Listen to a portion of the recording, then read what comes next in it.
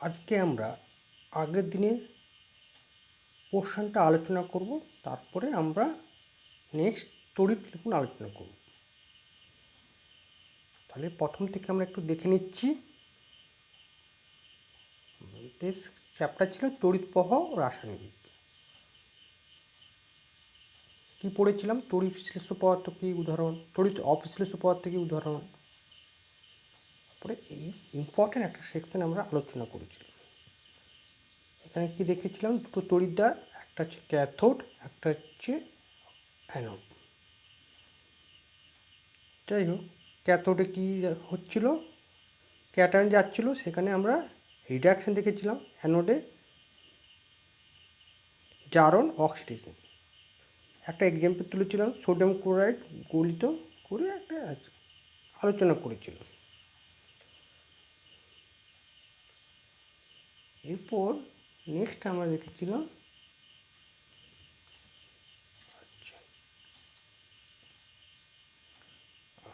জলের তড়িৎ বিশ্লেষণ। অ্যাসিডযুক্ত জলের তড়িৎ বিশ্লেষণ করলে কী ঘটবে? দেখলাম ক্যাথোডে হাইড্রোজেন, অ্যানোডে অক্সিজেন উৎপন্ন হচ্ছে। এবং একটা প্রবলেম দিয়েছিলাম তোমাদেরকে, যে ক্যাথোডে যে হাইড্রোজেন অক্সিজেন উৎপন্ন হচ্ছে, সেক্ষেত্রে তাদের রেশিওটা কত?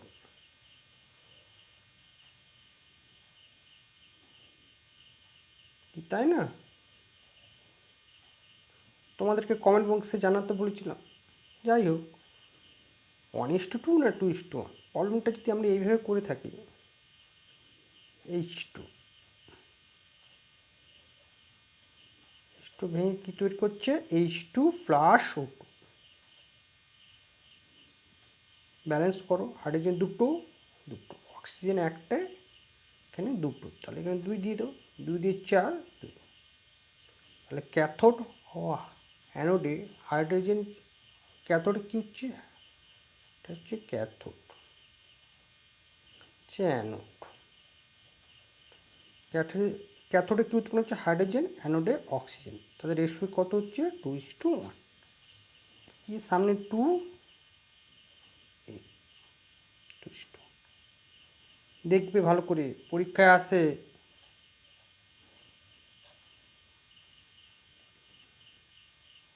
নেক্সট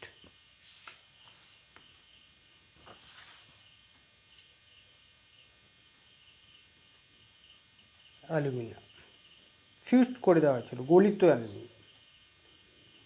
অ্যালুমিনিয়াম প্রিপারেশন করা হয়েছিল।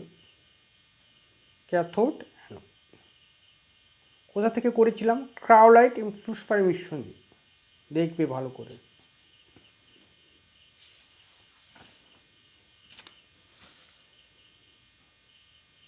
এরপর সবথেকে ইম্পর্টেন্ট সেকশন, ভিভিআই 500% দিয়েছিলাম।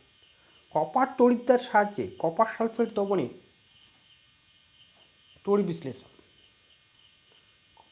কপার সালফেটের ক্ষেত্রে কী হচ্ছে? কপার সালফেট ভেঙে Cu+2 SO4-2, উল্টো দিকে জল ভেঙে কী তৈরি হচ্ছে? H+ ও OH-। ক্যাথোডে কে যাচ্ছে? C+2 কী করছে? দুটো ইলেকট্রন খাচ্ছে, নিউট্রালাইজড হয়ে Cu তৈরি করছে। উল্টো দিকে অ্যানোডে OH-, তাই তো? না, এই ক্ষেত্রে কী হয়েছিল? OH- নয়, SO4-2 নয়। কেন? এই দুটোর থেকে কপার কী করছিল? দুটো ইলেকট্রন ত্যাগ করে C+2 হিসেবে দমনে চলে আসছিল। সমস্ত টোটালটা ডিসকাস করেছি আগের ক্লাসে, দেখবে ভালো করে। এইখান থেকে আমাদের তড়িৎ লিখন কনসেপ্টটা চলে আসে। যাই হোক, এখানে কী লিখেছিলাম? কেন ক্যাথোডে C+2 H+এর মধ্যে C+2 জয়ী হয়, H+ নয় কেন? এই কেন উত্তরটা তোমরা বাড়িতে দেখেছো কিনা জানি না, একটু আলোচনা করে দিচ্ছি। একটা সিরিজ রয়েছে, কি সিরিজ? তড়িৎ রাসায়নিক শ্রেণী। তোমরা হয়তো পড়ে থাকবে, potassium Na Mg+2 Al3+, Zn+2 Fe+2 H+ plus Cu plus two Ag plus. পটাশিয়ামের ক্ষেত্রে plus Ca plus two Na plus. তাহলে এইখানে হাইড্রোজেনটা রয়েছে, খেয়াল রাখবো কী বলেছি, Cu প্লাস টু H প্লাসের মধ্যে কে জয়ী হবে? যত তরুরাশনতে নিচের দিকে যাবে তত কী হবে, তড়িৎদ্বারে মুক্ত হওয়ার প্রবণতাটা কমবে, কমবে বাড়বে?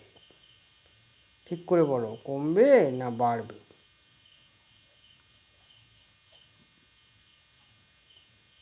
যত উপর দিকে যাবে তড়িৎদ্বারে মুক্ত হওয়ার প্রবণতা কী হবে, কমবে।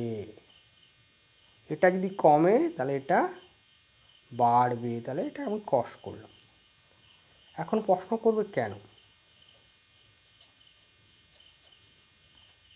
দেখো H plus C plus two, উপরে কে রয়েছে, হাইড্রোজেন, নিচে কপার, নিচের দিকে কপার রয়েছে, কপার নিয়েছে।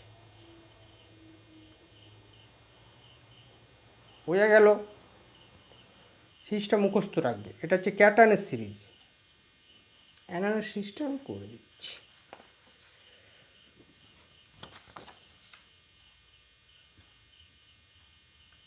অ্যানায়নের সিরিজটা তোমরা নোট করো।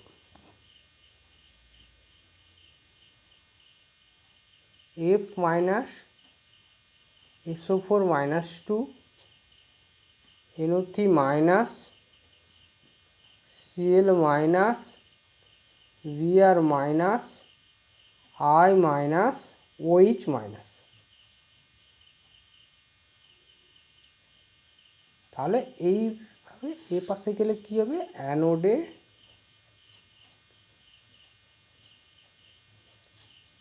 মুক্ত হওয়ার প্রবণতা বেশি। বাড়িতে মুখস্থ করবে সিরিজ। তাহলে যদি SO4 minus two OH minus থাকে, তোমরা বলো তো কে জয়ী হবে, কে জয়ী হবে? সিরিজ থেকে দেখতে পাচ্ছি এই পাশে OH মাইনাস, তার পেছনে রয়েছে SO4 মাইনাস টু, তাহলে জয়ী কী হবে, OH মাইনাস। এই সিরিজটা তোমাদের অনেক সাহায্য করবে, ঠিক আছে? এরপর আমরা আলোচনা করছি, ধরো H2SO4 লঘু রয়েছে, এটা কি লঘু, ভার্সাস H2SO4 গাঢ়। H2SO4 লঘু জলে দ্রবণে তড়িৎ বিশ্লেষণ করলে কি ঘটতে পারে? H plus SO4 minus two OH minus, তিনটে উৎপন্ন হচ্ছে। তাহলে ক্যাথোডে তো H প্লাস যাবে, অ্যানোডে anode SO4 minus two OH minus, তাহলে কে জয়ী হবে? সিরিজ লক্ষ্য করো, OH minus.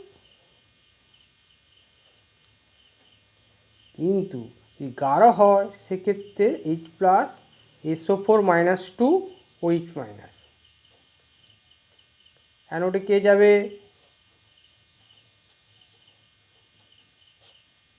SO4 minus two OH minus, তাহলে জয়ী কে হবে, এইটা কিন্তু না, অত সহজ। H2SO4 গাঢ় মানে সালফেটের পরিমাণটা বেশি, এই জয়ী হবে, এই নয়। এগুলো একটু মাথায় খেয়াল রাখবে। একই রকমভাবে HCl লঘু ভার্সাস HCl গাঢ়,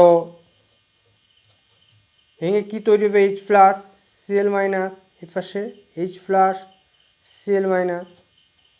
তাহলে এখানে অ্যানোডে,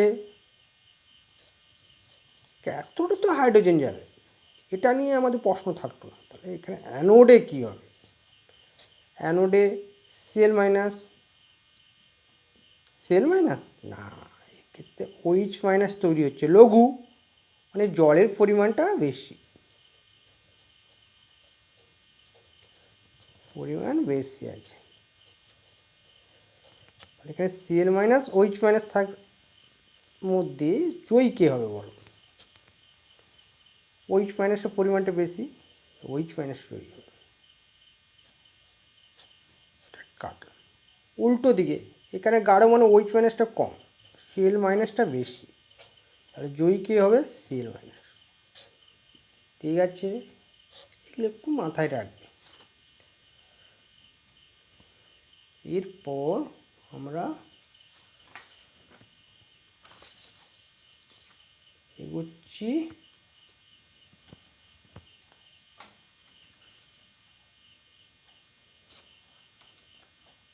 তড়িৎ লেপন। Just minute. তড়িৎ লেপন হেডিং দিয়ে দিচ্ছি ভালো করে, তড়িৎ লেপন।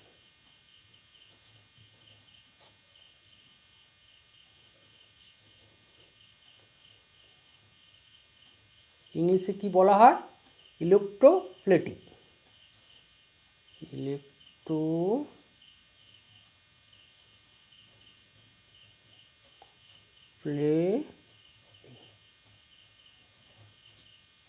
ভালো করে দেখবে, 500% আসবে। ক্লাস 10, 11, 12 যেখানে যাবে এগুলো কনসেপ্ট লাগে। স্যার কীভাবে কী লাগবে সে দেখতে পাবে।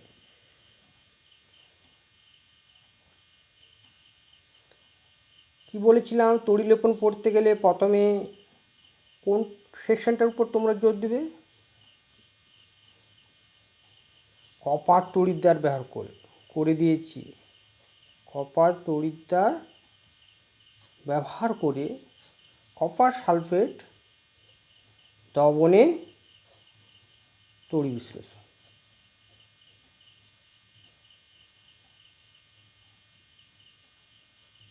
ছবিটা কী ছিল আরেকবার করছি, একটু দেখে নাও, রাফ করছি। পজিটিভ নেগেটিভ একটা সেকশন ছিল, আচ্ছা দেখা যাক। এরকম আংশিকভাবে ডুবিয়ে রেখেছিলাম, এপাশে নেগেটিভ এপাশটা পজিটিভ, নেগেটিভ পজিটিভ। নেগেটিভের সংযুক্ত তড়িৎদ্বারকে কি বলা হয়? ক্যাথোড। ক্যাথোড, ক্যাথোড মানে কাটো, কাটো মানে বা না বলে অর্থাৎ কমানো, মানে নেগেটিভ। উল্টো দিকে তাহলে এটা অ্যানোড হবে।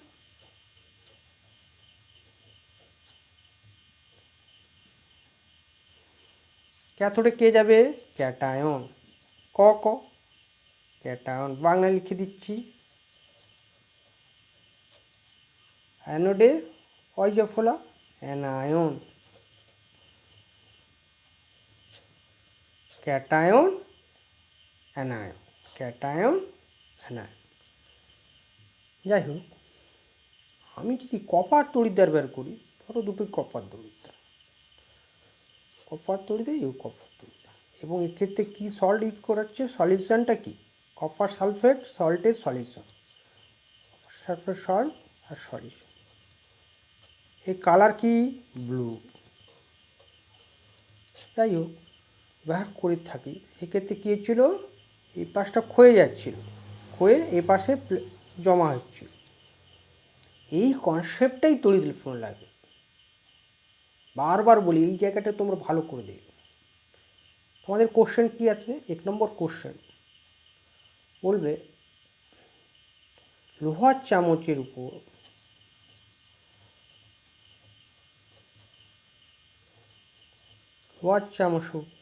সোনার ফলে তাহলে কীভাবে কী করবে? প্রসেসিংটা কীভাবে করবে? ক্যাথোড, দুটো তড়িৎদ্বার রয়েছে, ক্যাথোড, উল্টো দিকে অ্যানোড। ক্যাথোডে কে যাবে আর অ্যানোডে কে যাবে বলো? লোহাকে কোথায় রাখবে? ক্যাথোডে যাবে লোহা, Fe। অ্যানোডে কে যাবে? লোহার চামচ, লোহা বলতে লোহার চামচ। উল্টো দিকে অ্যানোডে যাবে সোনা। সোনার জায়গায় যে রূপা হতো, রূপা। Au সোনা, রূপা Ag। তাহলে আমরা কি শিখলাম? তাহলে লোহার চামচকে কোথায়? এইখানে লোহার চামচ Fe, উল্টো দিকে সোনা এই। তাহলে আগের কনসেপ্ট অনুযায়ী কী হবে? এখানে যদি কপার থাকে, কপারের সল্ট মানে CuSO4, তাহলে এখানে কি আছে? Au এর সল্ট কী হবে? পটাশিয়াম আর্জেন্টোসায়ানাইড। তাহলে দ্রবণটা কি আসবে? পটাশিয়াম আর্জেন্টোসায়ানাইড রূপোর ক্ষেত্রে, আর সোনার ক্ষেত্রে পটাশিয়াম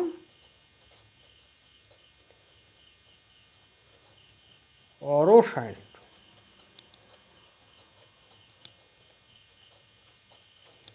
KAuCN2। এই ক্ষেত্রে যদি সিলভার হতো, এইখানটা হতো পটাশিয়াম আর্জেন্টোসায়ানাইড। মনে থাকে যেন, আর্জেন্টোসায়ানাইড। আর্জেন্টো মানে আর্জেন্টিনার কথা মনে রাখবে, মেসির দেশ। KAgCN2। তাহলে এইখানটা ক্যাথোড, অ্যানোড আর দ্রবণ কী হবে লিখে দিয়েছি এইখানে, ভালো করে করবে। কি বললাম? Au থাকলে, গোল্ড থাকলে গোল্ডের সল্ট তার দ্রবণ, সিলভার থাকলে সিলভার দ্রবণ করলে তবে এইখানে ক্ষয় পাবে, আর এখানে এসে কি জমা হবে? একটা লেপন পড়বে। কার উপর? লোহার চামচের উপর। বোঝা গেল?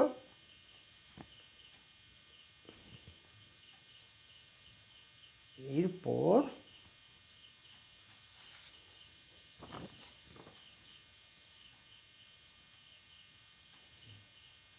একটা টেবিল করব।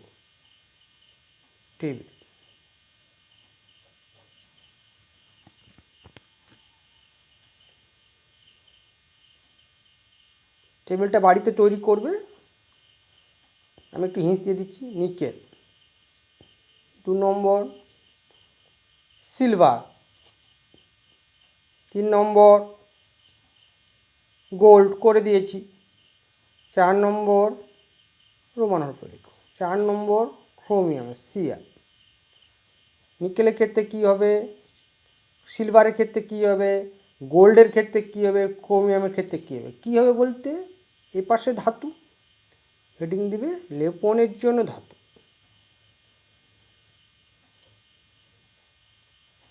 তাহলে এটাকে কোথায় রাখা হবে? অ্যানোড। যা কিছু আনবে সব অ্যানোড, আর যেটার উপর পলেপ দিবে সেটা হবে ক্যাথোডে। আর সল্টটা কী হবে? Nickel sulphate. সিলভার ক্ষেত্রে পটাশিয়াম আর্জেন্টোসায়ানাইড, গোল্ডের ক্ষেত্রে পটাশিয়াম অরোসায়ানাইড, ক্রোমিয়ামের ক্ষেত্রে ক্রোমিক সালফেট Cr2SO4 হলতি, এবং ক্রোমিক অ্যাসিড।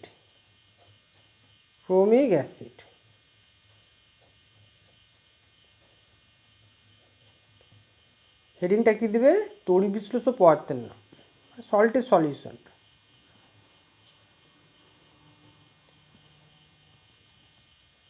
পদার্থের পড়ে দেখবে আরও রয়েছে। তোমরা টেবিলটা কমপ্লিট করে আমাকে জানাবে।